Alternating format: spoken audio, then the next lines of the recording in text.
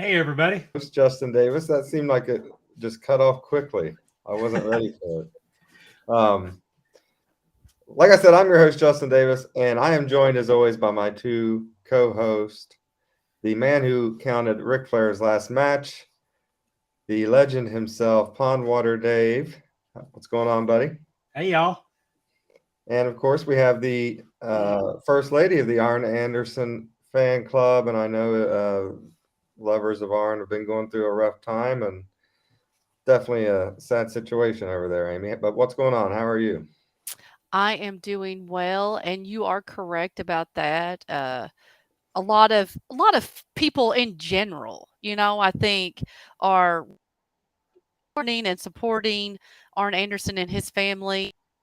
Um, as a mom, and I mean, you're an uncle, Justin, and you have, but still to lose a child, no matter what age, I think is probably the worst thing imaginable. And I am just so sad to hear about the passing of Arn Anderson's oldest son, Barrett, last Friday.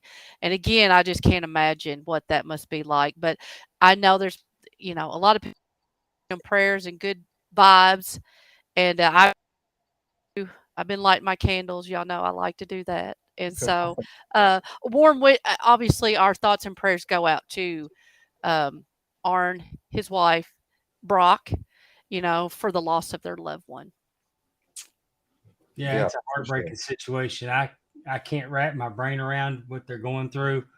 Uh, I know that my my my sister lost my nephew, Mm, and it changed her forever. So it's my biggest nightmare as a parent. And my agreed. daughter's Mine too. my daughter's 37, just like Barrett was. So Mm, just prayers for Arn and his wife and Brock. Just and I pray that as a couple they can get through it and they'll pull together. They'll pull together instead of pushing each other apart. mm. I hope they're there for each other, and I hope they can find some comfort. But it's just I'm not real good with the words for these kind of situations. So Yeah, definitely sad to think too that best friends at one time, Rick and Arn, having to go through the same situation now. Mm. Just crazy to think. But yes, our thoughts and prayers are definitely with the Lundy family, and been thinking about them all week, really. So it's you know, for sure. We love you, Arn, and hang in there, buddy. Mhm. Amy, you got trivia, and I forgot my whiteboard. I'm sorry, I've been busy, but I've got paper. I got Okay. paper. Right. yeah, I do too. Okay. I We found a don't Well, whiteboard. oh, We actually have a whiteboard, and it's got some kind of character on it. It belongs to one of the grandkids. I was going to bring it in here. we could have guessed the character. That would have been kind of fun, like a reverse trivia on gotta that go one, anyway. go find a writing utensil. I'll be right back. Okay. Well, While I he's will. doing that, Oh, let's yeah, go welcome ahead. in. Let's remind everybody that we record this show live every Wednesday night, 7 p.m. Eastern, 8 Central. We want to thank Terry Weaver, Eddie Prather for riding Hey, along with us so guys. far tonight. We're Are we on glad y'all are Facebook? here. Facebook Live? I'm sorry. We're on YouTube. I couldn't make the Oh, technology okay. work. I haven't gave up on it. I just need to talk to people smarter than me to make it work. Dan. But we're live and in living color on YouTube. Oh, I have my handy dandy blue Sharpie here, so it'll be big that you can see it. all right.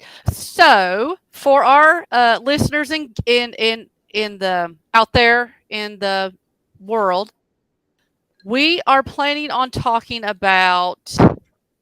I guess I can go ahead and tell them.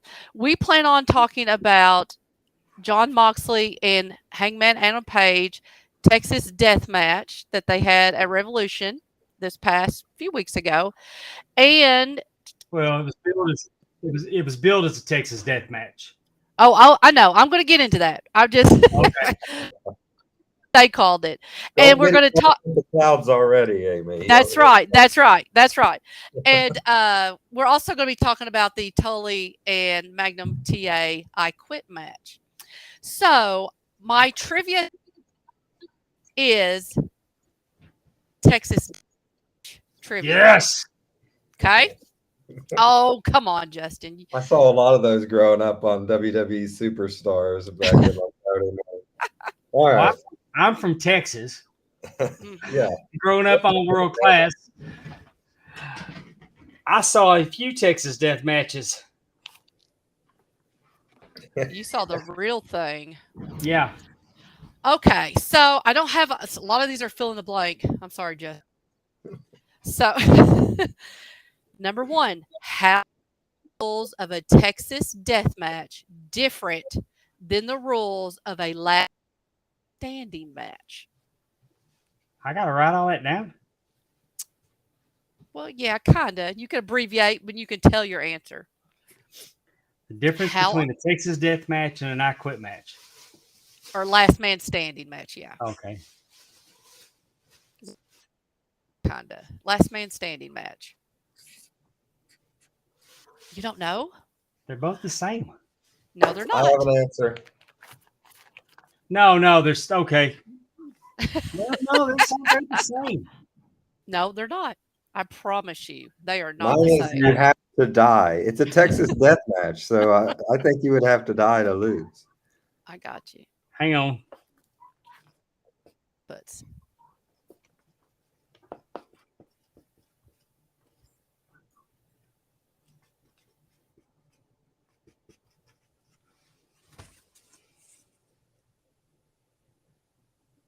yes.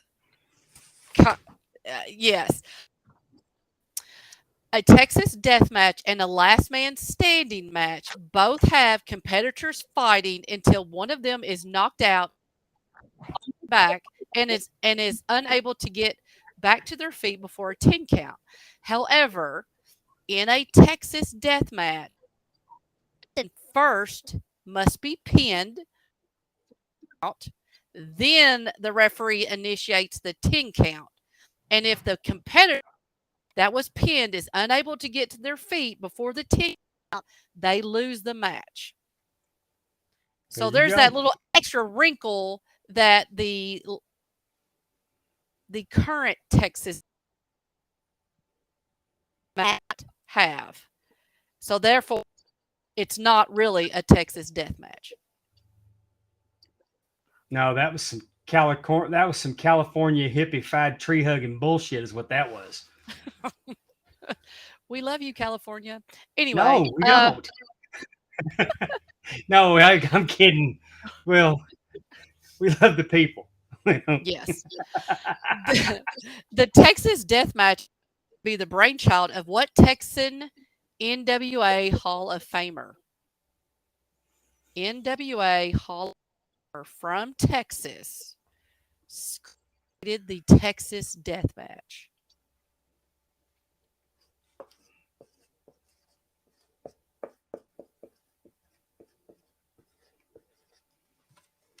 You ready?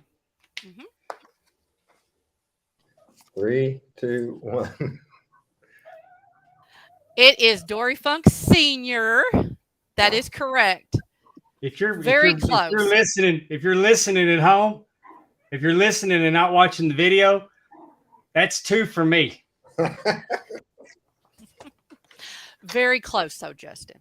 Very close. I said Terry Funk. I was in the right family. You were definitely in the right family. But his dad is the one who created it. And his mother was a... No, she Oh. So in 1965, the first ever recorded Texas occurred. It lasted over 3 hours and was only stopped due to the match had reached curfew. Okay. This match was between Dory Funk Sr.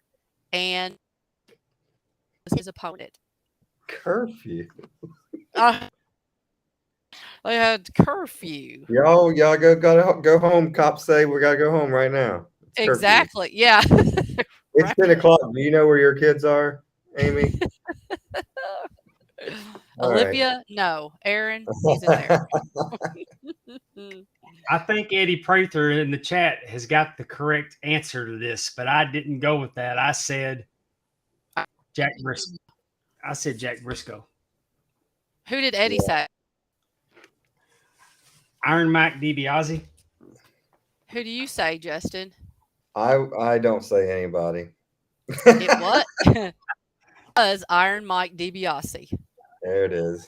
Justin tapped. Justin tapped, just like Moxley. Yeah. Oh my. So this Good job, Eddie. 19th. Oh, yeah, good job, Eddie.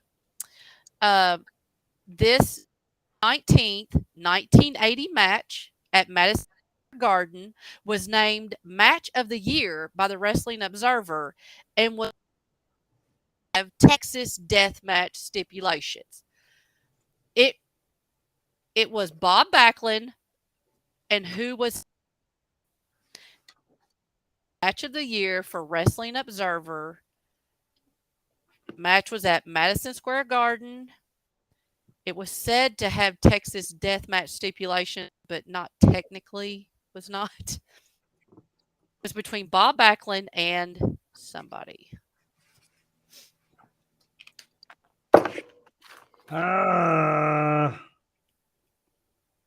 Who does Eddie say?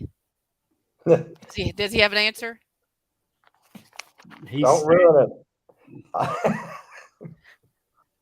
Oh, were you still thinking, Dave? I got it. I got it.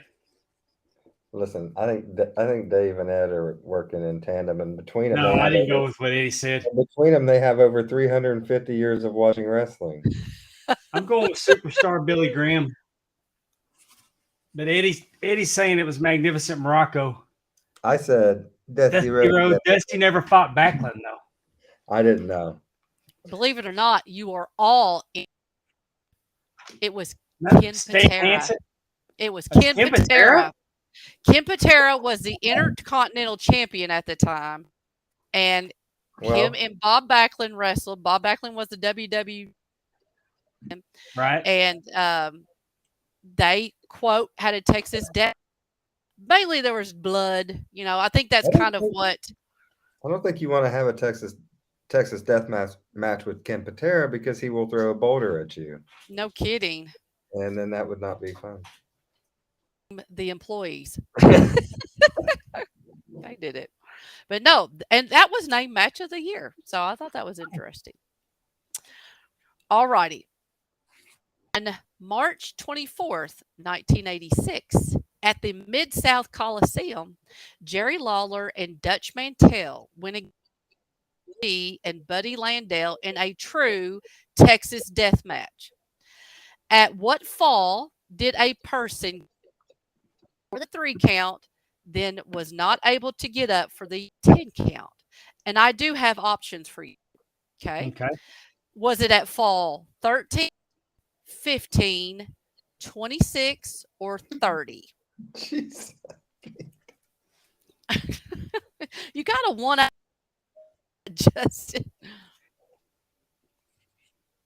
A lot of selling going on in that match. You're lying. Not a lot of dying, though. True. But it's pretty funny how this happens. We've learned that Lawler won't stay down. Are correct. Yeah. So let me explain how. Well, yes, let me explain how this went down. This is on YouTube if you wanted to watch. On the 26th fall, Dutch Mantell covers Buddy Landell for a 3 count. Both men seem to be knocked out. So they both get counted for the 3 count. The ref counts 10, and both men are still down. The first man to get back to his feet would win.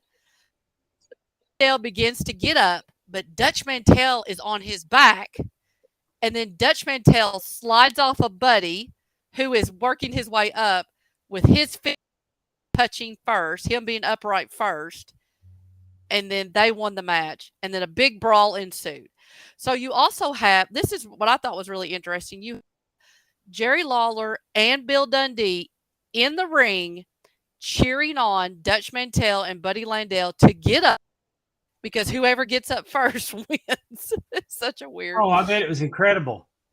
I'm It telling was you. 49 minutes long. This match was 49 minutes, 26 falls in 49 minutes. I've seen one of the best Jerry Lawler matches I've ever seen. Lasted probably 10, 15 minutes, had one punch, and that was it. It was a chain match between Lawler and Austin Idol. And Paul Heyman was managing, Paulie Dangerously was managing Austin Idol. And Lawler had the chain on, and Idol was stalling. I mean, the crowd was furious because he wouldn't put the chain on. And finally, they were going to, just at the time the referee was bowing up that he's going to make him do it or he's going to count him out and he's not going to win. Just as he starts that, Lawler slips the chain off, ties it to the other rope, gets his chain out, wraps it around his fist, pulls out his chain and does it. As soon as Heyman's going nuts, the referee's trying to keep Heyman down. Idol turns around, Lawler gets him, bam. Gets the chain, slips it back on, covers 1, 2, 3. All he did was work the crowd up about that chain. That's how you do it at Mid-South. I mean, just work the crowd up, and then one lick. It was incredible. Yeah, the crazy stat of that is out of the 49 minutes for that match, almost 2 minutes was just counting 3. So 2 out of the 49 was just a 3 count. Exactly. All right, number 6 in WCCW. Killer Khan was so evil it led to Kerry Von Erich refereeing the Texas between Khan and Freebird Terry Gordy. You don't even know the question, Dave. For WCCW event did this match take place? Killer Khan versus Terry in a Texas death match with Kerry Von Erich refereeing.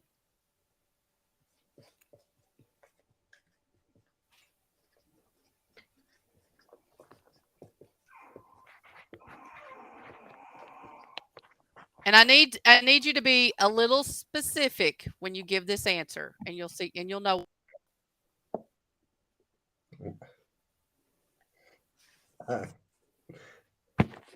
Thanksgiving Day, Star Wars, Reunion Arena.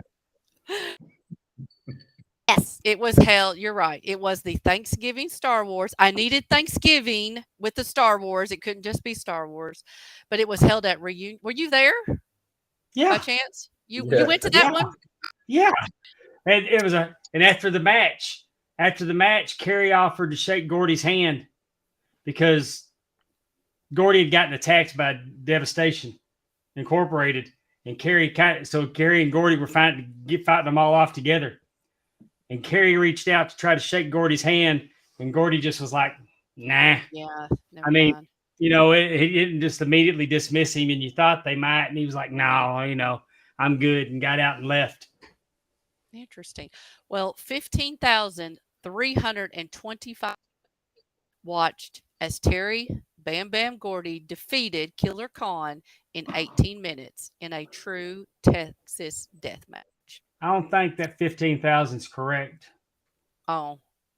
I think it's closer. I think it was closer to 18.3 at capacity at Reunion Arena. Oh. And we were still selling out. They were still selling out at that point. So but I mean, I'm just less. That's good though. I haven't agreed with a lot of the Reunion Arena figures. Yeah, I wonder what they're going by, ticket sales or just wonder. Maybe notes that people. I mean, I just know that I remember the 18. I want to say it was 18,345 is what sticks in my brain because it was always reported by the Dallas Morning News. Oh, okay. When it was sold out. Interesting. All righty. At what pay-per-view in 1993 did Peter versus Cactus Jack compete in a Texas death match? It was not death match. Texas death match. What was the year? 1993. At what pay-per-view did we see Vader versus Cactus Jack? 93.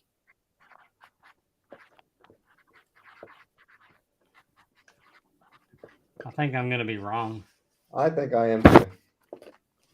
I should have just watched what Eddie's coming up with over here before I wrote it down. All right. Where am I at? Oh, You I gotta are see. right, Justin. It was Halloween Havoc. hey. Woohoo. That's an Ed got it too. Oh, he got that one? Yes. Ed's answering them pretty quick. I think he's Googling them. He could be. You don't know how to use it. I'm kidding, Ed. I'm I'm kidding, Ed. I'm not questioning your integrity. All right. Right. I think I actually have 11 on here. 11 questions. I've got 10. One is a bonus that to do because it just. And I'd like to point out that Terry Weaver said that he is clueless and has said nothing so far. That's kind of how I feel too, Terry. But you thought, right, Terry? Justin, you all have learned some things about Texas death matches. It took me back All to a right. good place. Putting this T-shirt on before we came in here to record took me back to a good place. For you listening, he has a Freebirds and versus Von Erich's T-shirt. I don't know though. Kerry, he looked funny in that picture. Yeah. Yep. That was, I imagine what that was like to watch in person. I bet that was something else. Terry Gordy and Killer Khan was one of my favorite feuds, and one of my favorite one of my favorite matches between them took place on a Sunday night at the Sportatorium with no television cameras. It was a Sunday night special. And it was one of those where they stopped the match that was in progress because it was breaking out in the back. And Gordy, and they bring Killer Khan to the ring, and Terry Gordy comes out, and he starts yelling and screaming. He's like, mother effer, I got something for your ass tonight. And you didn't hear that that was unheard of. And they fought, and he was getting it. And we didn't have metal chairs like your standard ringside setup now that where they put 18 chairs under the ring and kendo sticks and all that other sort of BS. These were these wood folding chairs. And Gordy was welling on Killer Khan it was, you couldn't poke holes in it. Who was Killer Khan? Did he go on to do something else? I didn't look that up. I should have. Who was Killer he? Khan had a run in Mid-South for a while. Killer Khan did other things. And then I know currently he owns a restaurant in Japan. Oh, okay. But it was just crazy. And then when the match was completely thrown out, Gordy got out of the ring, started walking up through the crowd.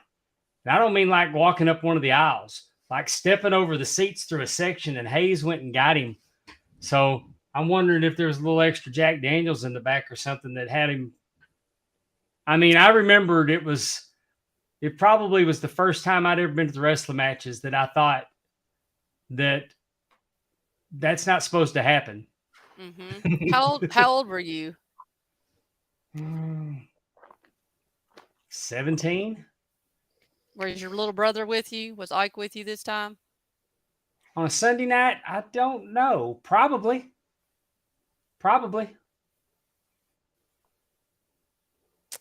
All right. Number 8. This is a famous promoter and politician who trained in Amarillo, Texas. Amarillo by morning. Amarillo. Amarillo. Thank you. I knew that was not right. I don't know if you know or not, but George Strait has this famous song, Amarillo by morning. Yes. You know what? I looked at it and I was thinking, oh, that was not right, but I kept trying to say that. But Amarillo, Texas. Thank you. Very sorry, Funks. I messed that up.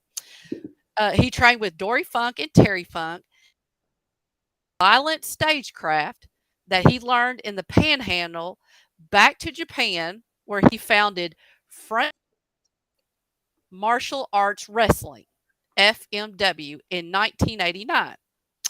As part of FMW, he created in numerous death matches, including the no rope explosion death match, the wire death match, the no rope exploding wire bomb death match, and even the no ropes electrified explosive barbed wire barricade. He even participated in a death match against Mr. Pogo in FMW's first anniversary. In this, you might know him from this. In 2001, he won the 19th House of Conciliaries, election as a representative of the Liberal Democratic Party, but politics due to a sex scandal in which he alleged to have used government accommodations to stick an armadillo in his anus. To host a threesome with a porn star and a female employee of the Ministry of Land, Infrastructure, and Transportation.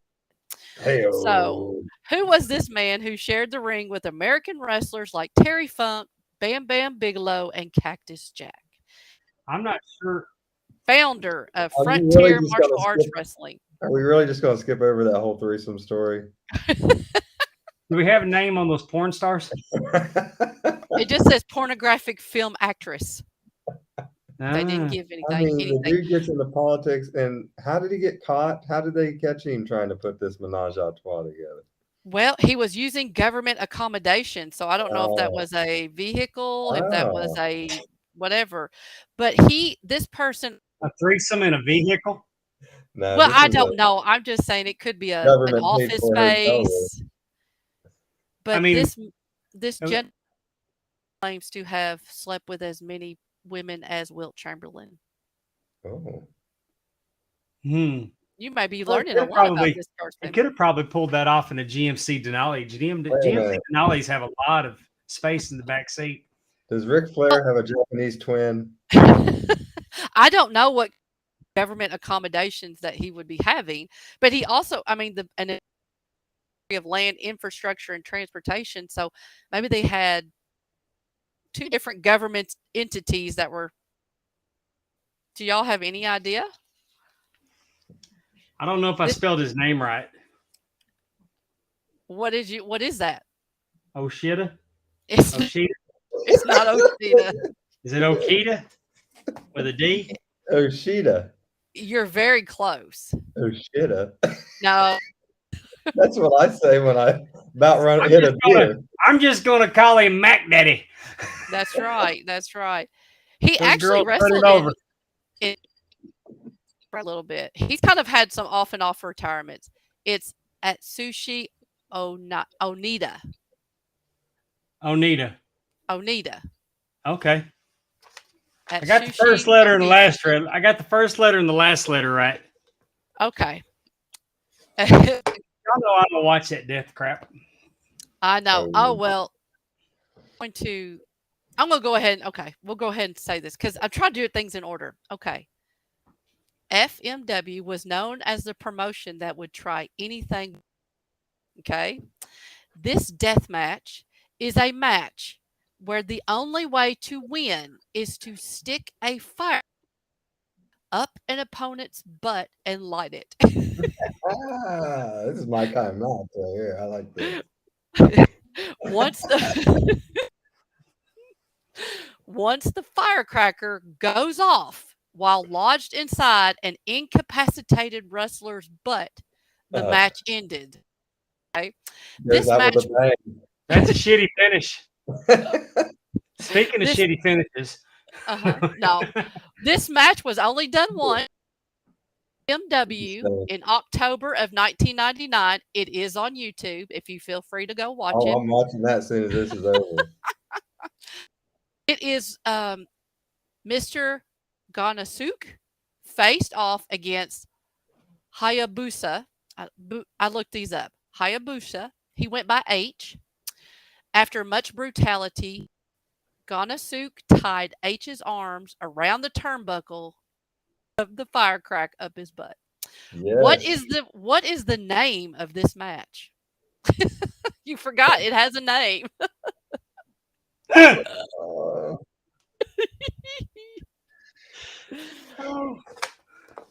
a fire in the hole match.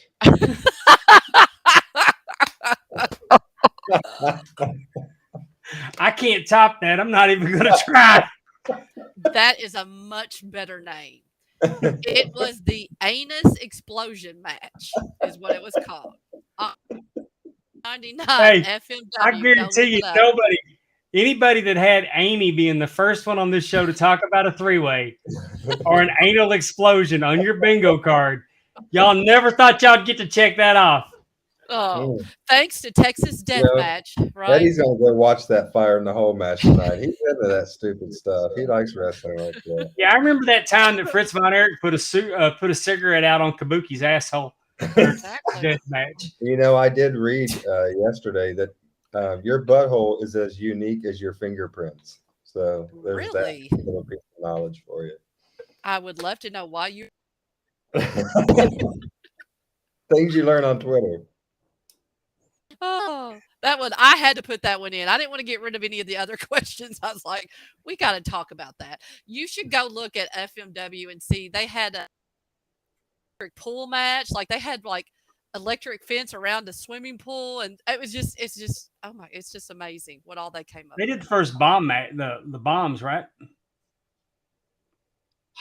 If you think back to the Moxley, Kenny Omega, whatever they did, that there was a lot of inspiration from FMW and how they do their like double hell. Like that's like if they have, I don't remember, bar outside, like you have it on two different sides and the ring is, wired. So, but it's only three sides or whatever. It's just a.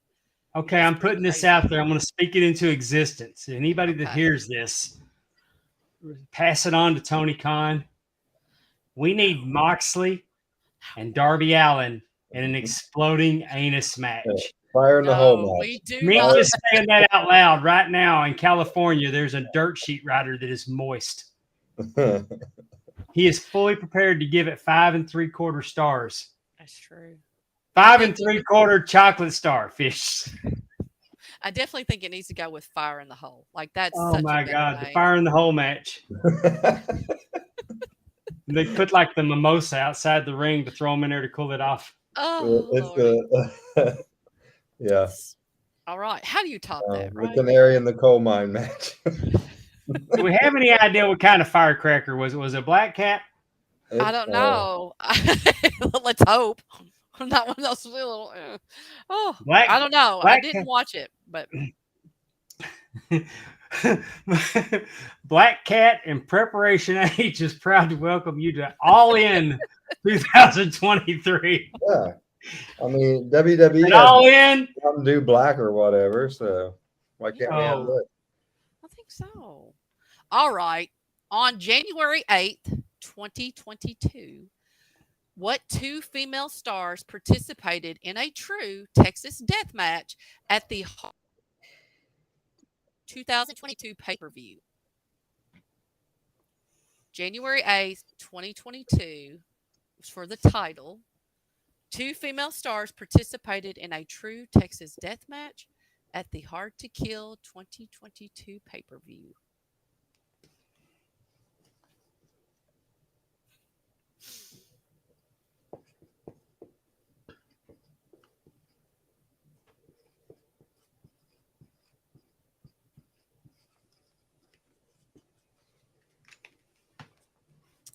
Nothing, Justin? No. Wait a minute. Is hard to kill an AEW pay-per-view? I don't even know. No, it's not. Okay, then I'm guessing right here. It is Mickie James, but she was versus Deonna Purrazzo. Okay. And Mickie won. She retained her title. I could remember Mickey James doing that, but I couldn't remember who she wrestled. I wouldn't have guessed Perazo. Yep. I wouldn't have expected Perazo to be deathmatch. Well, yes, and I think it was I think Mickey was bleeding, I believe, and Deanna got taken out with a chair. I know she got hit with a chair, and then that she got it. Like I said, they did the 3 count, and then they did the 10 count. So it was a true Texas death match. Adam Page is becoming the king of the revised rule Texas death match. That's what I'm going to call it. He recently defeated John Moxley on March 5th at AEW's Revolution. Who did Adam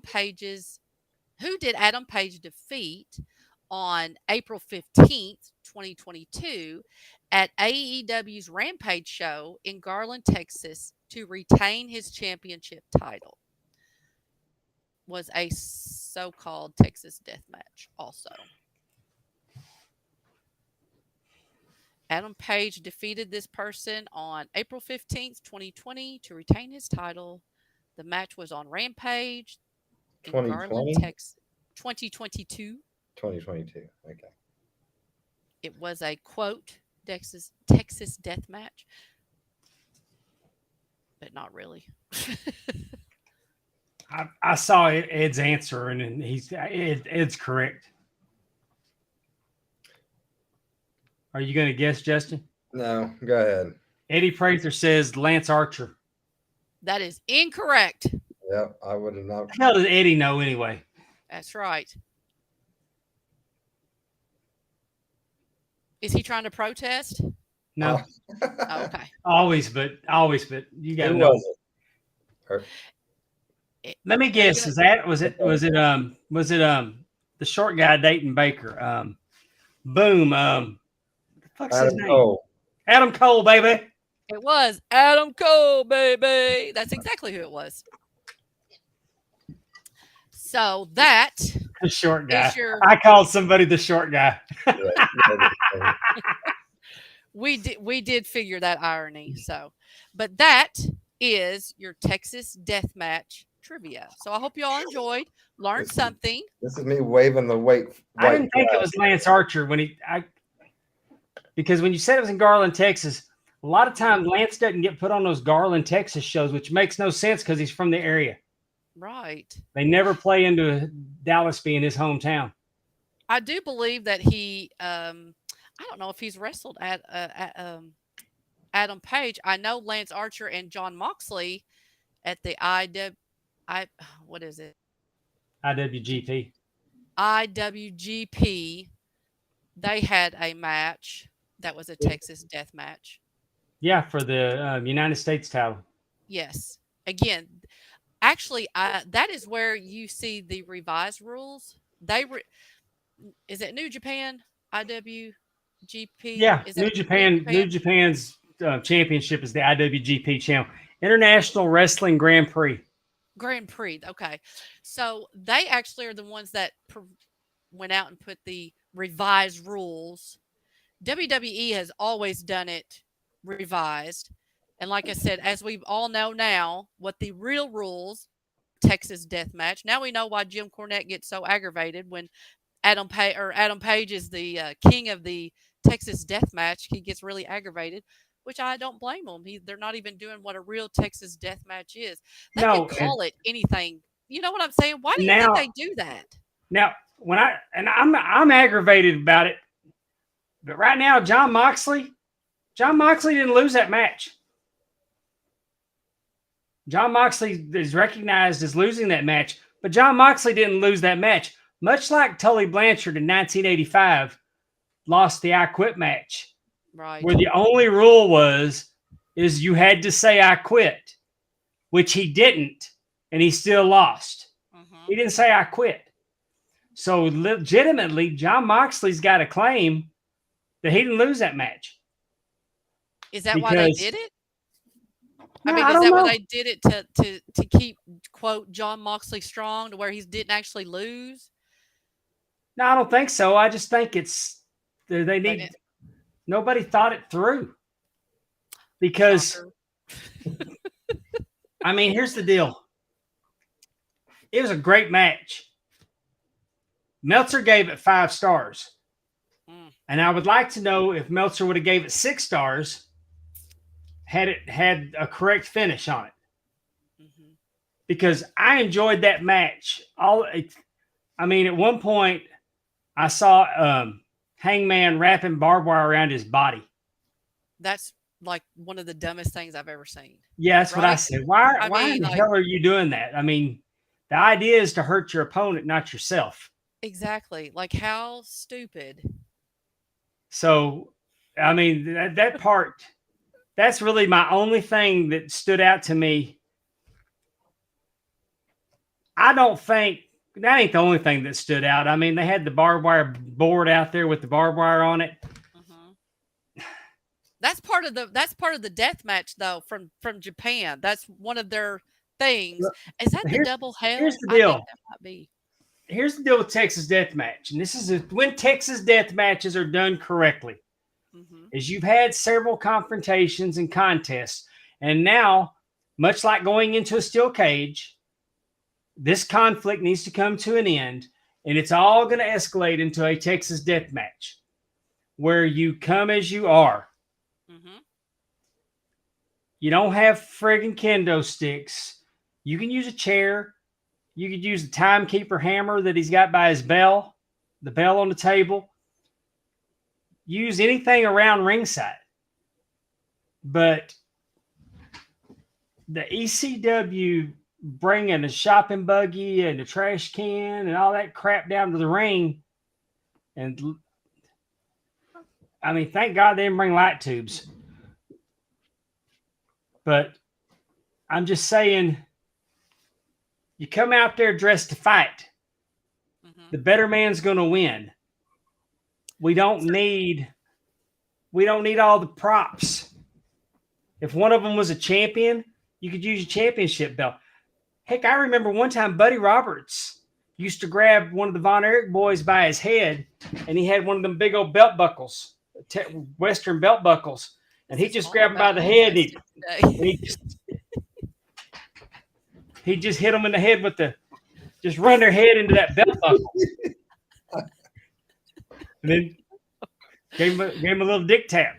I can't believe Shawn Michaels didn't pull that gimmick off when DX in '98. He should have put a big belt buckle on there. No. So I want to go back to something you said though, real quick, Dave. You said talking about ECW bringing down the shopping cart, and thank goodness they didn't have light tubes. What did you mean by that? Because we see that everywhere now, especially like GCW, any kind of death match, hardcore match, they have light tubes. So what do you mean? Just we would have seen it earlier, or what did you mean? No, thank God we didn't see it. Okay. Light tubes are the most ridiculous thing. I mean, let me think about all the positives by hitting a man with a light tube. Right. Well, you got that gas inside of them that we were always told as a little kid that was bad for you, so don't break those fluorescent bulbs. Right. They're going to shatter, so the glass is going to go flying, and we got fans around the ringside area. So there you go, genius. Let's throw glass into the crowd and hope we don't get sued this week. Well, but don't you think some of those fans and the ECW fans, they probably would have looked at that as a badge of honor if they had gotten, if they had gotten cut in some way, a shard of glass come their way, they would probably, again, that's that type of crowd. Well, yeah, when ECW was around, maybe, but right. But we've been trying to recreate that crap, and it don't work anymore. And it don't make any sense. I've always thought that light tubes and thumbtacks are industrial strength stupid. I'm a firm believer in fighting with what's at the ring. Don't bring all that crap. I mean, it's bad enough you bring the trash can and the cookie sheet and all that, and we just got cartoonish with it. Right. But I like that.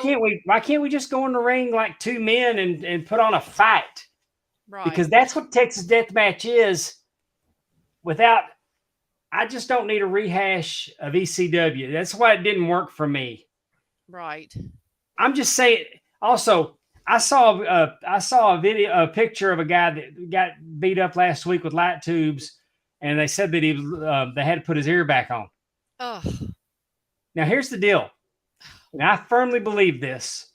And send your hate tweets to at Ref Super Dave PWD on Twitter if you disagree with me. If you don't make at least $10,000 for doing a match like that, at least 10 grand, then why do it? Why do it? What is the advantage to that? I mean, you ain't gonna tell me the medical bills for that weren't more than the payday. I don't agree with it. It's just it don't hurt. And it doesn't mean you cut somebody. Right. But you aren't even trying to cut them. You just taped 3 light tubes together and hit them over the head. It just makes them more. It looks like you're doing some major damage because everything goes flying, I guess. If you like it, then good. Everybody like it. I just don't get it, man. I just don't. I think what happened. I don't get why. I mean, as a wrestler, I wouldn't want to do that. Right. Can you not tell a story? Can you not tell a story without all that? Right. I think what has happened, and this kind of even goes back to John Moxley, and you're talking about the thumbtacks. When Cactus Jack Mankind threw out the thumbtacks with his match with Undertaker, it fit Cactus Jack and Mankind. Or Mankind, I guess it was the one who had it. That fit him. Nobody else was bringing them out. That was not like a staple for all the different gimmick matches. I think what you see now is it's not impressive. How many matches have we seen John Moxley bleed? Bless his heart. Why do I care if he bleeds at a Texas death match? It's not impressive. I just saw that last week. I saw him, bloody. The thumbtacks. How many times have we seen someone who's having a hardcore match or anything goes, like they have a bag that they're dumping out all over the ring? It's not as impressive as it used to be because everybody's using it. The same thing with the light tubes. That has become a very popular item. Okay, to hit somebody with, What's more impressive? Getting light tubes smashed over your head, getting choke slammed into thumbtacks, or 2 men go out there and they beat the living crap out of each other, and the crowd. I mean, Terry Gordy and Killer Khan used a chair. Gordy used a chair. You don't have to convince me. I'm very I'm just saying that old school. They made me believe when I'm not impressed because you got 100 thumbtacks in your back. Yeah, that hurts. Why? Right. Why? I mean, did you do that? Is that a shortcut? Is that a shortcut to a pop? Right. I think we've talked about this before on a previous episode. Yeah, my Daffy Duck Bugs Bunny cartoon reference. Yes. Yes, exactly. I don't think you could take a Killer Khan the way it was, portrayed in 1984. You could not put that on AEW TV today and people be interested in it. It's probably too slow. It's not enough.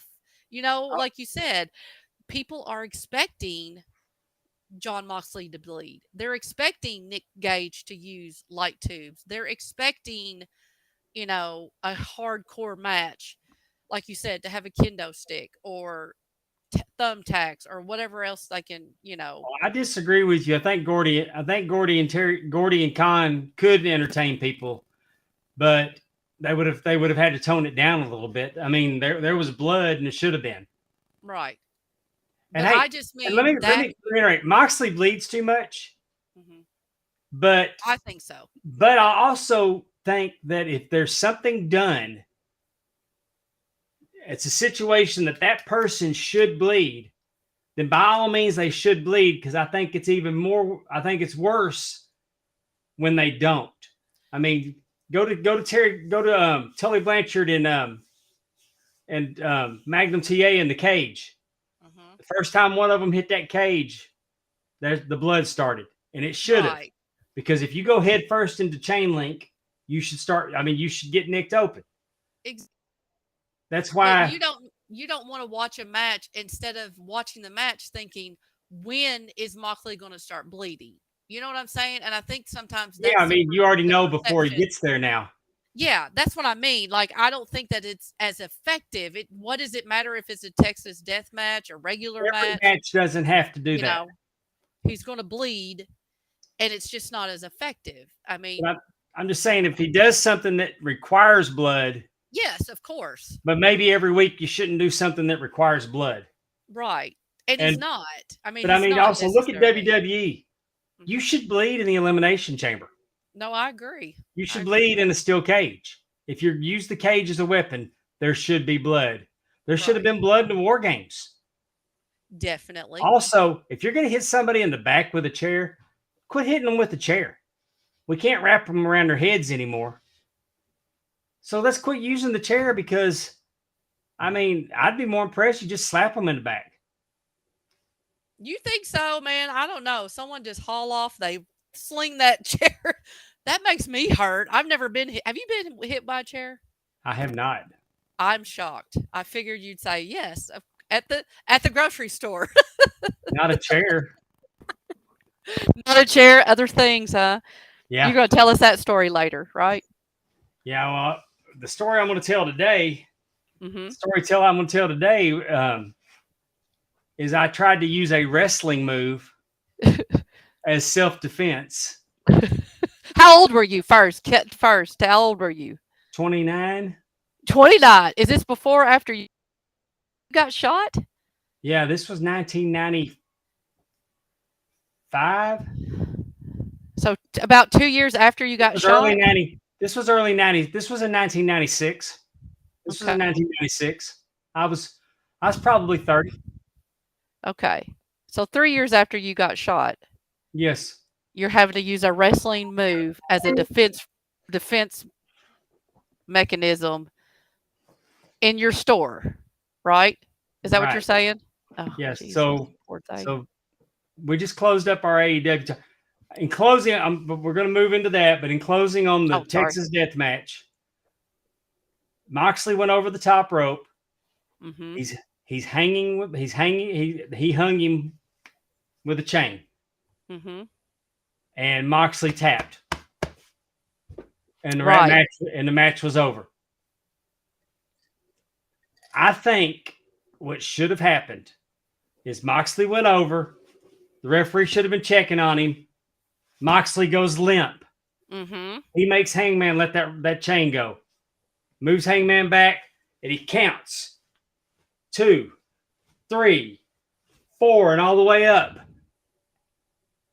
And they put that camera on Moxley to see if he's stirring around, because it's the drama of, can you answer the 10 count? Definitely.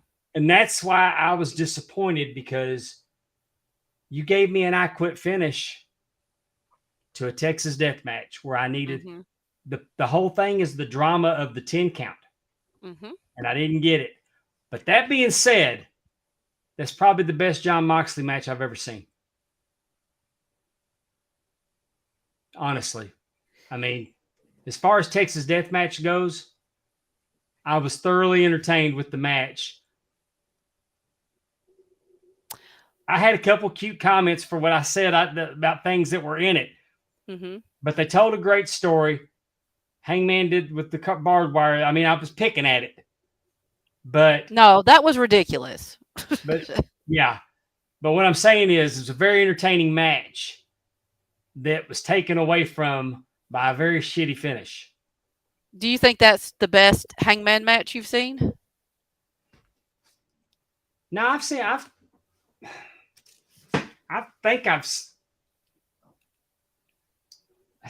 Hangman actually wrestle, though. Mm-hmm. He used to do some wrestling matches, and those will always be. I mean, I don't really care for Jon Moxley matches in general. Gotcha. And everything's hardcore. Right. And it's just not my thing. He's very good at hardcore.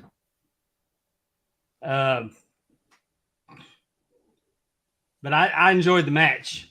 I mean, Mhm. normally I would have probably found other things to do, played on my phone. Right.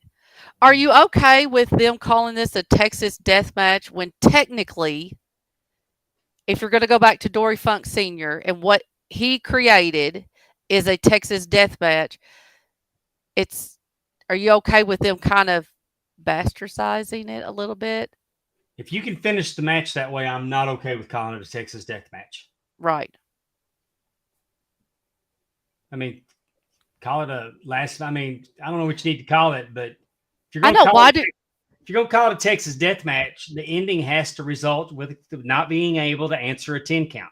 right. I mean, But you do could have you not think they have the 3 count, then the 10 count? Like that is a true Texas death match Oh, I rule. don't have a problem with him hanging him and him going limp. I don't have a No. problem with that. You can pinfall. You can submit. Mhm. I Right, mean, and then have the well, actually, I don't know about the submission though. It's a pinfall. it's a A pinfall. pinfall, or if you just knocked them down and they weren't Mhm. getting up, you could count. You could do a 10 count. Right? No, no, no, no. I think now that I'm saying it out loud, it requires a 3 count and a 10. It requires a pinfall. It requires a pinfall and Mhm. not being able to answer the 10 count. Right. Because I don't understand. I understand. I guess the word death. I guess is that what they're. But it's like that's a last man standing match. What It's they've been death match doing. just look good on the marquee. That's what I mean. And I guess I don't like it because those are not the true rules. But they're making it to where people forget what the rules are to a Texas death match, and Right. I don't like because there's no reason. I mean, they could call it anything. They can call it death match or, I guess I'm just not for sure why they're wanting to kind of They take use. that legacy away of a Texas death match I'm by not for calling what using it. they do. I'm not for using it as a gimmick, Right. like just out of the blue. I Right. think because I think one time Archer was just challenging somebody, and let's make it a Texas death match. Y'all got no Right. history. We need some Right. history. Right. Right. Well, if they do that, I mean, we've kind of talked about that before. It's October, we have to do a Hell in a Cell. Oh, War Games. Like it shouldn't be the gimmick is what creates the match. It needs to be the Gimmick. feud that goes, and then we have a War Games match We have a because, wrestling. We have a wrestling match, right. and we can't get a resolution, and the feud grows and grows, and this is how we're finally going to solve it. Yes. We're going to have a cage match. We're going to have a Texas death match. We're going to have a War Games. We're going to have a Hell in a Cell. We're going to, It doesn't matter that last man it's standing. the October pay-per-view, and we We're got going to to get a stick. Hell in the Cell. We're You going to know, stick. we're getting We're a going to Hell in the stick a Cell. firecracker. We're going to stick a firecracker in somebody's ass. Fire in the hole. We're getting a Hell in a Cell match at WrestleMania. Did y'all see that? I They're think going to it's be Finn. Edge and Finn Balor. Yeah, I believe that's who it is. Yes, That'll be good. Could be. but I could see, they have been again. At least we have a story there with the whole Judgment Day and that kind of stuff. We're finally going to put this feud to bed. I mean, it's been Edge and Beth versus a variety of Rhea and Finn or Rhea and Damian Priest or whatever. So again, it's not just because it's that particular month, like Survivor Series. All of a sudden, we got to get together and everybody's got to be friends, and we're going to be SmackDown against Raw. There's a reason behind it.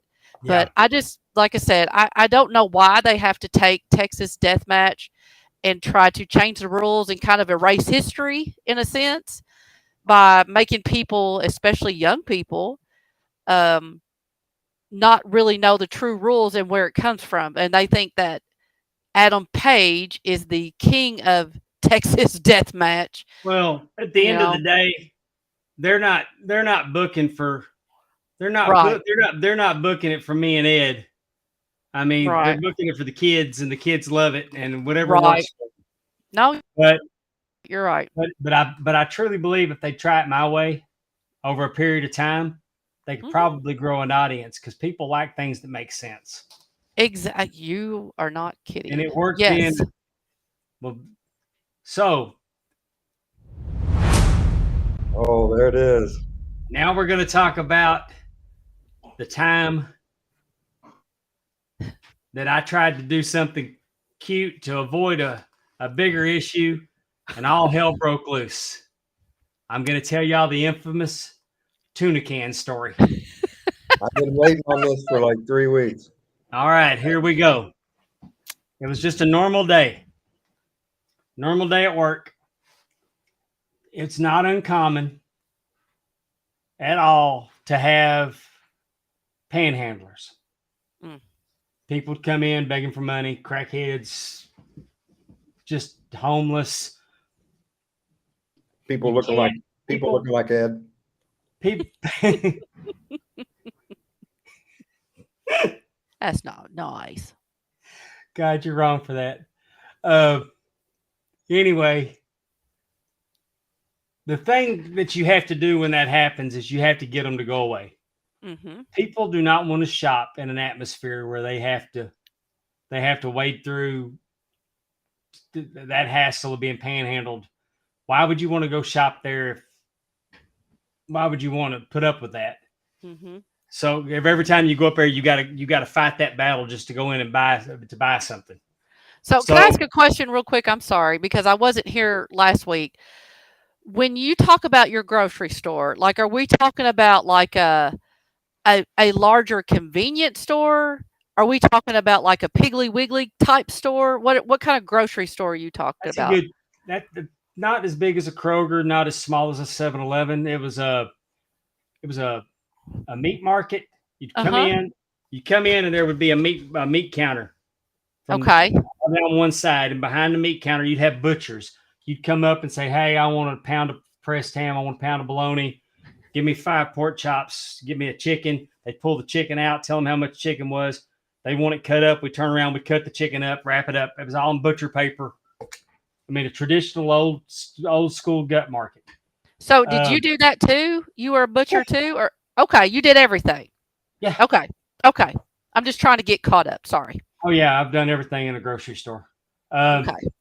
So then we had like a frozen food section. Mm-hmm. And there was a 1, 2, 3, 4 aisles of groceries and an aisle across the back. Okay. So then, good sized grocery store, 3 Okay. checkout stands. So somebody complains, "Hey, there's a crackhead over at the meat counter. You need to go over and get her. She's messing with everybody. She's going from customer to customer, trying to get $1." So I just come walking around the corner, and I've seen her before, Right. and I'm not being ugly to her. And I said, and this is exactly what I said. I said, "Hey, baby, you got to go." Hey, baby. No, Got I just to said, "Hey, go. baby." I was being nice, though. I said, "Hey, baby, you got to go." So when I said that, she looked at me, and her eyes were really wild. Let me preface that I'm fixing to tell you a story about the Incredible Hulk. But the Incredible Hulk in this instance was 5'2", probably $120. Mm. A woman, 5'2", maybe $120. So she looks at me and her eyes get really wild. And she's like gritting her teeth and, "You motherfucker, you." And she's coming at me. Well, my dad taught me when I was a kid, you got to watch out for women because they'll hurt you. Mm-hmm. So I'm backing up. I'm just going to walk. Like she's coming towards me. I'm just walking backwards. I'm going to go out the door and get her outside. And then I'm going to come in the door and I'm going to hold the door closed where she can't come back in. I mean, I've done this before. Okay. Fighting with this woman was not my agenda. I didn't want to do it. Had you ever fought with her before? No. Nothing. Normally I could ask her to go and she'd say, "Okay," and apologize. Yeah. Okay. But she was really strung out on something this particular day. And she went berserk. Well, anyway, I'm backing up, and by the front door, we have shopping buggies lined up. Mm-hmm. Well, I'm walking backwards, and I back into the shopping buggies. And when I do, she is caught up with me, and her hand comes up, and she scratches me. And she scratches me down my face. Oh well, when she does that, I just take her, and I grab her, and I throw her in a headlock. Okay. And I've locked up my head. I've got her in a headlock, and I'm going to drag her out the front door. Well, she reaches around and grabs me, and then I feel it, and she bites. And I mean, she's got me. And I mean, I'm doubled up my fist at this point, and I'm like, bitch is biting me. And I mean, I'm wearing her head out, and it ain't doing no good. That's another T-shirt. Bitches biting me. So the butchers, 3 grown men, they come running up, and they're pulling on her, but she's hugging me, and she's not letting go. Now she's locked down. She's locked down on my side. I mean, she is biting. She is. You ain't getting Cujo off of me. And I mean, they're trying to pull her arms open to pull her off of me. And I reach up and I grab on the shelf and I come down with a can of tuna. Just one of those little thin cans of Bumblebee tuna. Chicken and tea. Sure fresh tuna. It wasn't even name brand, but it's, y'all know what they're about yay big. It's not that big can. It's just a little thin can of tuna fish. Mm-hmm. And I've got it by the top, and I'm just welling on her head at this point. I mean, I'm hitting her with everything I got, trying to get her off of me. And finally, they break her loose, and the tuna can is creased on the bottom to the shape of her head. And my hand has got the imprint on the ring around the can in my palm. So my uncle had a great idea that we all needed to wear white shirts, white button-up shirts, and black ties to run a neighborhood grocery store because he wanted us to look more professional. You look like Right to Censor. It was something to grab you by. Oh, yeah, and we were wearing clip-on ties. Uh-huh. The reason, because if it got caught in the saw, you wouldn't pull your head into a power saw. It'd just pull it off. Or if you have one of these problems and they couldn't just take, like when I see somebody wrestle in a tie, I'm thinking that's stupid because first thing I'm going to do is I'm going to grab you by that tie and wrap it around and I got you. Yeah. So she pulled that trick on you. Well, no, she hugged me and bit the shit out of me. But when they pulled her off of me, I looked down and my white shirt is red. Oh, Jesus. And I lost my mind. Now they're trying to get her over into the office because we're going to call the police. Yeah. Oh, assault. You know, Pussy. just a little So assault. But this woman's fighting these grown men. Right. And they're getting all they can handle. Because whatever she's on, she's turned into the Incredible Hulk. You think she's on like PCP? Is that what that? I don't know. I don't know. I'm just saying that me with the comment of the night. When was that Justin? Ben Jones popped me with the comment of the night so far. When you're describing hitting her in the head with that tuna can, he said, "Will someone stop the damn match?" Well, I saw the blood. I saw the blood and went nuts. Uh-huh. And man, I'm telling you, she's fighting and they get her and they put her in a chair. And no, she's still fighting. And I'm bleeding real bad. So I go over and I open up the file cabinet and I grab my shotgun. I go 12 gauge pump shotgun that I walked to the truck with because I'd been shot. So it started walking to me my truck at night. Yeah. Okay. Because I saw the blood and I started panicking. I'm freaking out and I grab it and I pump one in the chamber and I level that sumbitch off and I'm fixing to shoot her. And there's an old man that worked for us. He'd been there since day one with my granddad, named Mr. Wayne. And I remember Wayne putting his hand on my shoulder and he said, "Dave, don't do it." Uh-huh. And he kind of just, when I looked at him, it kind of took me out of it kind of took me out of it. Uh-huh. So I turned the shotgun around and I went between her eyes with it, with the butt end of it. This ain't slowing her down. So I put the shotgun back up. The guys finally got her, and she's in the chair like the exorcist trying to, Well, one of the butchers that was working there, his name was Jimmy. And Jimmy's mom had just died about 2 weeks earlier. Oh. So what do you think the first thing that she starts going in on Jimmy about? Oh. Yeah. And so her mouth was just, she's just mouthing and talking trash. And this is when the old man that worked there said, "Okay, Dave, now you can do it." No. He never did that. But the chair she was sitting in was like an old office chair, not like one I'm sitting in. It was like just a cushion, and it was like metal, like what you would see like a clothing rack made out of that you in a store. It was that kind of chrome. Anyway, the arm, and it would have normally had wood for the armrests, but they've been broken off over the years. Anyway, she started in with Jimmy about his mama, and he took her head and he was bouncing it off the desk, and then he bounced it off that metal. And we had to get Jimmy to quit beating on her. And then the police walked in the door, and she immediately jumped up out of the chair and charged the police officer, who within one quick motion just grabbed her and made her eat the wall. She took more bumps than Mick Foley at King of the Ring. Well, oh yeah, she had a spot on her head. I mean, she didn't have any skin left right here on her forehead. Oh my God. But so anyway, they take her to jail, and the DA, they call me and said, "Hey, if we go forward, you want to press charges? You gonna testify?" I said, "Yeah."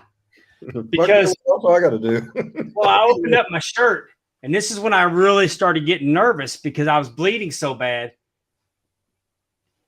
She didn't rip my shirt, but she got so much of my skin in her, my skin in her mouth, that she had squeezed so hard that my skin had popped open. Oh. So I had teeth marks where she had squeezed it, but my skin had popped open through the shirt. I mean, I was bleeding bad. Please tell me you went to the doctor. Please tell me you went. Oh, to yeah. the doctor. Okay. Yeah. I hadn't heard that part yet. Well, because immediately I'm worrying about, I started shaking. Got real emotional because I was worrying about HIV. Do you think you were having some PTSD incident too? Between the shotgun and your bleeding and just all that stuff? Maybe. I know that the HIV was the main concern. No, I don't doubt that at all. I mean, because I was busted open pretty bad, and I went to the doctor, and I got tetanus shot, and they checked all that, and anyway, I never hear from the prosecutor again. Uh-huh. So fast forward about 30 days, and she comes waltzing in the front door. Oh my God! I pick up the phone. I call 911. I say, "Hey, look, last time this woman was in here, she went nuts. It took a lot of people to control her. She attacked the police. I got an assault case against her. I need y'all to get here with the ninja quickness and be ready, because if she's on that stuff, this is going to be bad." You might want to bring the SWAT team. No kidding. So I'm not addressing her or anything. Did she come in? She's panhandling again? I didn't go over to look. Oh, okay. You just know that she was in here. I knew she was in there. Mm-hmm. So the police got there and they got her. They got her out by the car, and I'm out there, and they tell me, they said, "There's not any pending charges on her. Would you like to put a criminal trespass on her?" I said, "Yeah, and how much you?" I said, "Not only that, I want you to whip out your little notepad because here's the deal. She attacked me. She bit me. I was told there was going to be assault charges and nothing happened. I trusted the system and the system has screwed me. When I got shot, y'all couldn't catch them. Now I've been bit and we caught them and y'all couldn't do anything to her. So here's the deal. If I ever see that bitch again, she will die. And you write it down in your evidence pad, because while y'all refuse to do shit to her, I'm quite certain y'all will come looking for me. And he goes, Mr. Miller, I think you've said enough. I said, yeah, I think I fucking have. And I turned around and went back in the store. So fast forward a few months. And it is Christmas morning. We're open on Christmas for 5 hours. And my cousin had just come to work for us. And my cousin was around by the meat counter making out a frozen food order. We had one of those big coffin frozen food cases right across from it. And she came in and went to the meat counter. And I walked around, and my cousin doesn't know. He just got there. But we grew up together, and we talk bad to each other.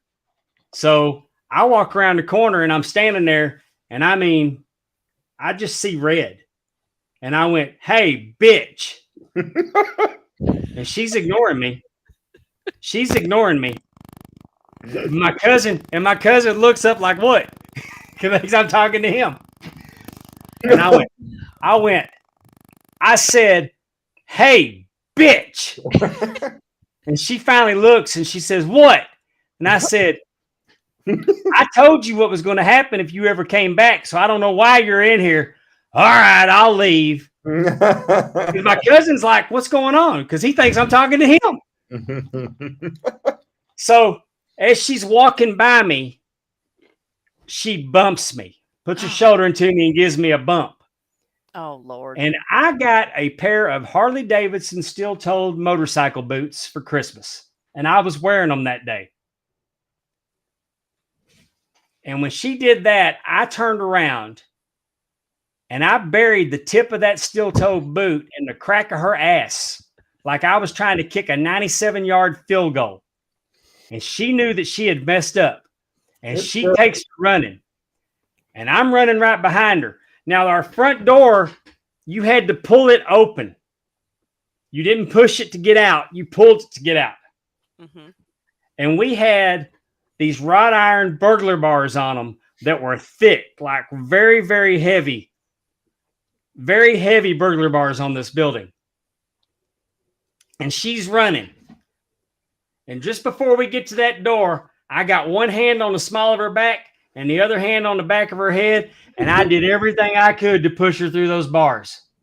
You bulldogged her through the door. She kind of staggers back. I open the front door and then we had like a big sidewalk and a parallel parking area. And then there was the street. And I did everything I could to sling that bitch into traffic. God, if you guys just had tape of this from inside the store. Oh, no, we don't want tape of this. Okay. I do. World Star ain't got shit on with this on some of the stories that I'm going to share with y'all over the next few weeks. Well, Jared Wise did have a point, but I think you answered the question that if she didn't get charged with a crime, he really wanted to see her mugshot, which I think would be interesting. Find her mugshot. Maybe I can find one of my police friends. Maybe can run her name. I know her name. I pretty much I mean, she's got multiples. I mean, did you ever find out how come? Like, did you ever call the DA back or find out what happened? Why did she? I mean, because not only did she assault you, she assaulted the police, and I mean, you would think that would be a little bit more, unless they just tested her and said, "Oh, she's, It's par for the course for the city of Dallas. really okay." Yeah, I mean but after that happened, I calmed down. I wasn't mad no more. Uh-huh. But I think when you look back on everything that had happened to me, Mhm. because I'd been hit. I mean, before I ever I got hit in the eye with a can of Vienna sausages once. I mean, when hobo food attacks. We'll do that another week. But what I'm saying is I've had every violent crime except for stabbing perpetrated on me. But here's the question: have you had a firecracker go off in your butthole? Not yet. Okay, well, see, you still got that to go. Holidays are coming, y'all. That's right. That's right. But no, I'm just saying. T Weave's making fun of me saying Vienna. The Vienna sausage. Anyway, I think that finally, after all these crimes had been committed against me, and I'd never seen justice. Mhm. I mean, my house had been broken into, my truck got stolen off the parking lot at the store, and was on fire down the street before I even knew it was gone. But Man, Dave was they've giving never ever. I've never gotten an ounce of justice from the city of Dallas. Mhm. So I told the police what was going to happen. I told her what was going to happen, and I tried my best to make it happen. Right. Now, years later, removed from it, I look at things different than I used to. This woman had a problem. Sure. This woman had a serious problem. But I do believe as a result of me being shot, it all escalated. But after she bounced off those burglar bars and went flying into the street, I wasn't mad no more. Oh. But And did I know she her. ever come back? Yes. Oh my God, she came There was back. times I'd see her. There was times I'd see her walking by, Uh-huh. and but I wasn't ever ugly to her. But she Uh-huh. did come back in, probably 2007, before, not too long before I quit and moved on. She came back in, and I could see the look in her eyes, and I knew it was going to be bad. And I called the police, Uh-huh. and it was bad. And she started a scene in there, Mhm. and this woman police officer came in the door and tried to fight with her. Mm. I don't know why she didn't tase her. I tried to tell you, 3 of y'all couldn't take her, so I don't know why. But we had a customer named Ronnie. Ronnie looked like a professional wrestler. Ronnie's big man. Mhm. I mean, all muscle. Big Bad Ron. And he's trying to help this cop, and the other 2 more cops come in the door, and they go after Ronnie, and I'm having to say, not him, her. They're looking at her because now she's 5'2", probably 160. Uh-huh. I mean, she somewhat resembles a bowling pin with no skin on her forehead. She had just a little white spot on her head. She had a white spot right there on her forehead. But they finally got her restrained that time. But I mean, that stuff is, I mean, apparently she never got off of it. But when she got stuck out like that, but back to what I was saying, now I look at it that's not her. Mhm. That's the drugs. And I don't know. I don't think, today I wouldn't handle anything that way. But back then, that's all we knew. Sure. But again, I wasn't looking for a fight. It's just that when she scratched my face, I just threw her in a headlock thinking I could drag her out the front door. And I did not ever think in a million years I was going to get bit. Right. So had that again, I'm sorry I missed last week. You might have talked about this. the area that your grocery store was in, had that area gone down? Like, like you said, Oh it was yeah, your yeah, yeah, grandfather. So did your grandfather didn't deal? It was like a mom and pop, like, yeah. you know, This was corner not a good. grocery store, and then This it was not a became good neighborhood. okay, and it had kind of progressed to that. Like your grandfather was fine.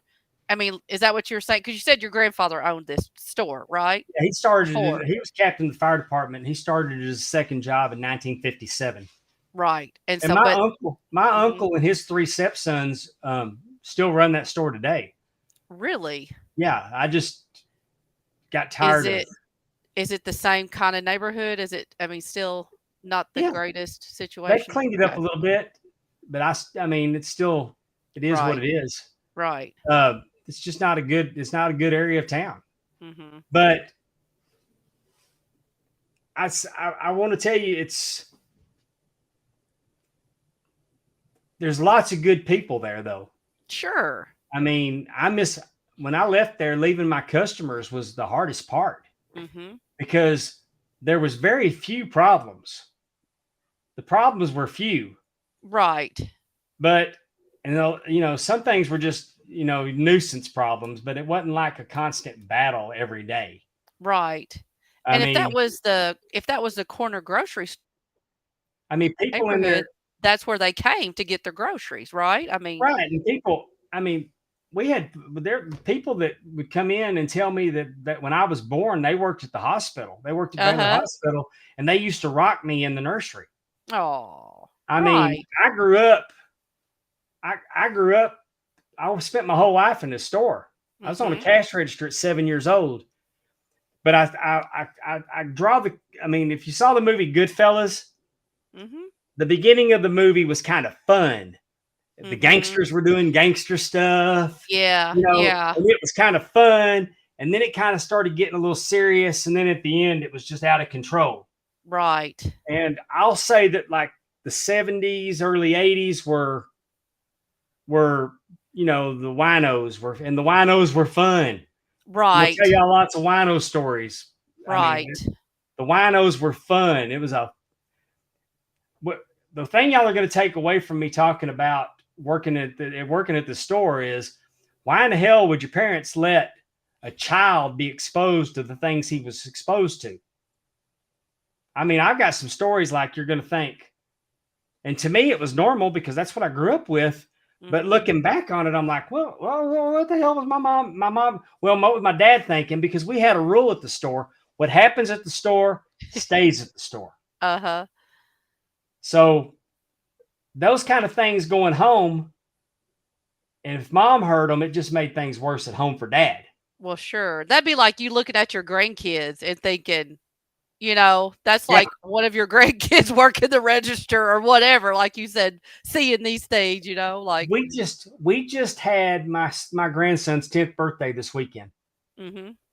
Before I was 10 years old, I had a legitimate working pimp show me how to fold up a coat hanger in case you had to beat a hoe to get your money because sometimes they hold out on you.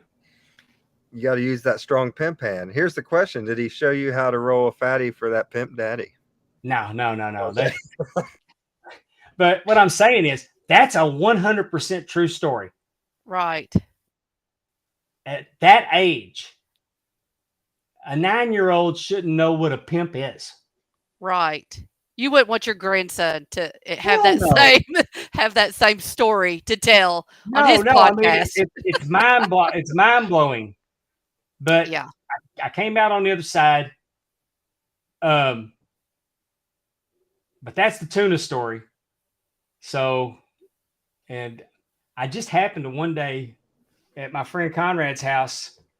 We were all there for the weekend, and for some reason, I got to telling those stories, and Cassio Kid and Shuli Agar got so tickled by that. So, and I've been on both of their podcasts to tell that story. Mhm. So, the tuna. I'm here for all the grocery stories. I love it. I love the tuna can story. We have went from a Texas death match to a fire in the hole match to a tuna can match, all on the same show. That's pretty amazing. That is. Well, next week we'll talk about Ugly Herbert. Ugly Herbert. I've I heard like the it. legend of Ugly Herbert, and I cannot wait to find out next Ugly week.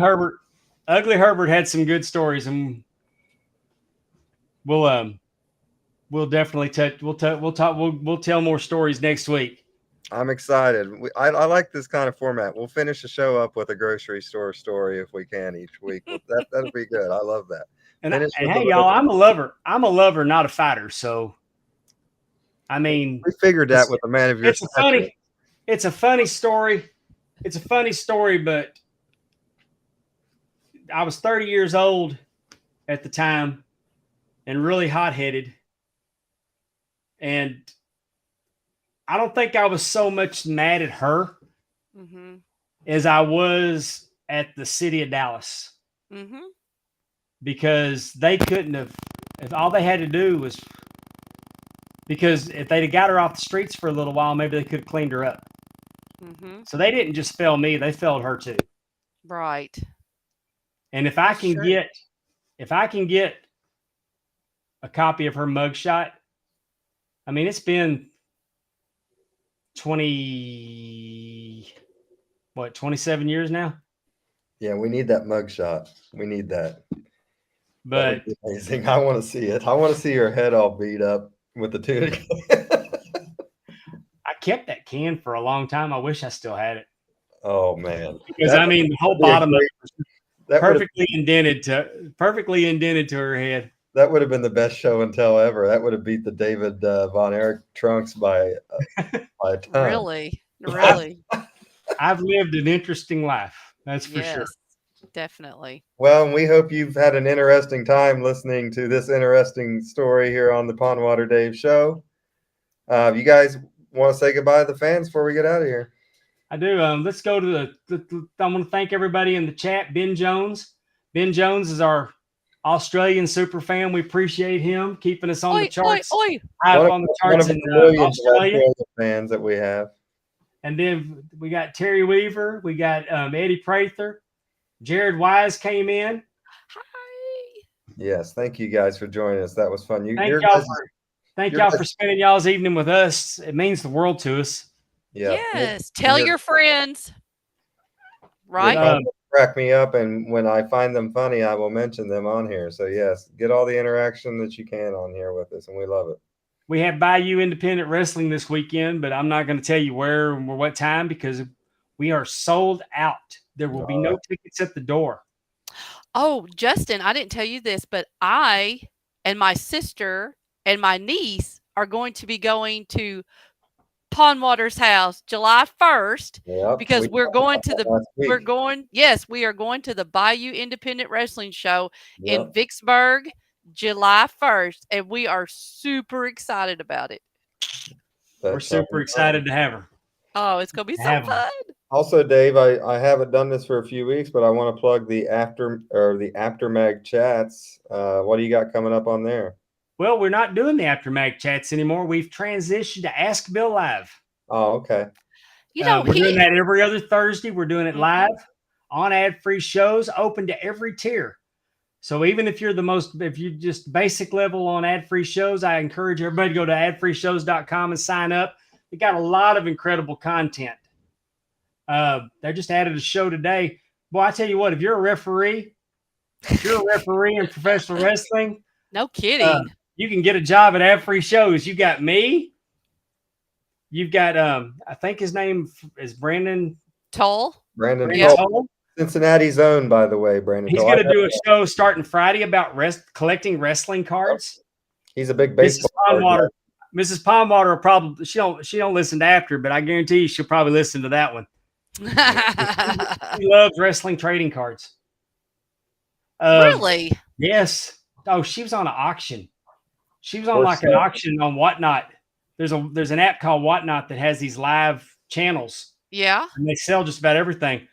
And they spun a wheel. And I don't know if she bought so many picks. And they'd spin the wheel to get you your number. I mean, they'd spin the wheel and they had names on them. So she wrote down all the names that she got. And then they opened 2 boxes of these new WWE premium cards. Mm-hmm. And they'd open the packs. And if they found that card, that was your card. And some of them were autographed cards, some of them were numbered cards, the gimmicks. Interesting. And so yeah, I mean, I thought it, and she had a good time with it. They also have Nick Patrick, of course, and the great Mike Chioda. Mike So Chioda. Exactly. a lot of referees over there on ad-free shows. And Derek Sabato. Derek Sabato is a great referee, and he does research. Mm-hmm. I do want to say I got to get in on the Bill Apter Ask Bill Anything, and he is a very engaging person, and he wants to know things about you, and he has all kinds of things that he's just dying to tell people. And I mean, you just throw out a name. Of course, I asked about Arn. He had things to say. I mean, I hope everyone gets in on that because he is a wealth of knowledge. And again, everybody on love Bill. Yes. Okay. Yeah, that's what you said, right? It's open to everybody. Well, and here's our plan was to have topics. We were going to have an old school topic and a current topic. But the members of ad free had so many questions for him that we never even covered a topic. Like our next show's next week, next Thursday night. Today's the 15th. Today's 15th, 16th, so the 23rd. But that it's been that's the anniversary of WCW going out of business, and we were going to talk to Bill about what's his memory of covering that was. But if everybody just piles in, it keeps asking him questions, and Bill loves it. As soon as we logged off, he called me and told me he had the absolute best time doing that. And he wants to, yes, and I mean I totally could see why. I think he was great with everybody, answered their questions, wanted to know where you're from, just loved it. The old interviews weren't hitting for everybody. I mean, they were hitting for me. Right. And there was people that were enjoying them, but it just wasn't, it wasn't a big hit with everybody. I mean, they didn't want to hear about these wrestlers they knew nothing about. And sure, we talked about both the Nature Boys and Bruno, but it just wasn't resonating with the younger. We have a lot of younger members, and that's okay. We're pivoting, and hopefully this really keeps going because I'd like to be able to keep doing this with Bill. And I think everybody likes to ask about their favorites. Like I said, their favorite time period, their favorite wrestler, their favorite area that they watch. And so Bill's able to just, like you said, he's able to go back and forth with all of that. No matter what your question was, he knew. He had a great answers. It was very, very fun. I enjoyed that a lot.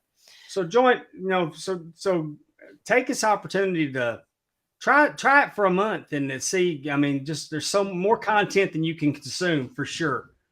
And the cool part about my show on there is that you don't have to be one of the upper tiered people to listen to it. It's open to every tier. And I really like that a lot. And, sometimes when people do those live question and answers, you can tell by the end they're ready to get out of there. Bill, you can tell, is just someone that really enjoys the interaction with fans, and he enjoys their questions. And that makes it so much more fun for the person that gets on there. So, yeah, definitely try that out. I would recommend it. I know I will be. I didn't get to do the first one, but I will be coming on for the second. Thursday night, Dave. So tomorrow night, as we're recording, you'll have another one? Next Thursday. Tomorrow night. Every other week from tomorrow. We're doing it every other Thursday. Right. Gotcha. All right. And what you were saying, Justin, about him, wanting to interact, that just goes to show you that's why he's a good interviewer. I mean, that's exactly why he is such a good interviewer and gets good interviews. It's because he wants to talk to people. People want to talk to him. Well, what makes him a good interviewer is a lot of people just want to get their questions out. He actually listens to what comes back at him. That's what makes you a good interviewer, is being a good listener. I think that's why Howard Stern's such a good interviewer, because he listens to what his interviewees are saying. I think that's the same way here with Bill Apter. So yes, definitely everyone check that out. And this has been a fun show. We hope you guys enjoyed it, and we will see you next week here on the Pondwater Dave Show For myself, Justin Davis, for the great Pondwater Dave, and for Amy Vaughn, I wish you adieu and take care of yourselves and each other in peace and love. Bye-bye. Thank y'all.